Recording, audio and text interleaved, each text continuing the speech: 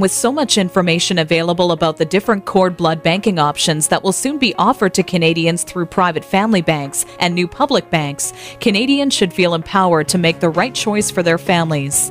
We are very excited about the arrival of a public bank in Canada, just as in many countries around the world where public banks and family banks coexist. People will now have a choice between either donating their cord blood or keeping it for their family. It's very important to educate yourself about the differences between doing family banking and public banking. So how do you choose whether to go with a private family bank or hold out for a public one? There are really only a few key differences between the family and public banking process, but they're significant. Dr. Clifford Liebrack, founder and director of Create Cord Blood Bank, explains. About 50 to 75% of samples that are donated to a public bank may not actually be banked because they have a very, very strict criteria of which samples they will bank for their donators. It's also important to realize if you donate your cord blood to a public bank, you lose custodial rights to that sample, and the sample could be used for anyone around the world, whereas if you bank it in a family bank, you then retain the rights to the sample for use for your family in the future.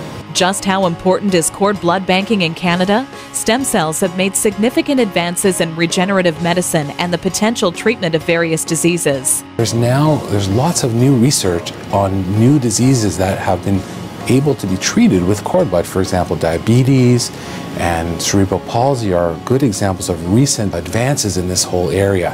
And there's even a randomized trial on autism with cord blood banking. We have a very ethnically diverse population, and there are many mixed-race couples. Those people will have more difficulty often to find matches for their stem cell transplantation.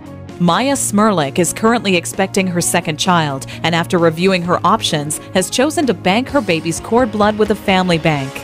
I decided to bank cord blood as well as Peristem because I thought it was a really good investment in my family's future.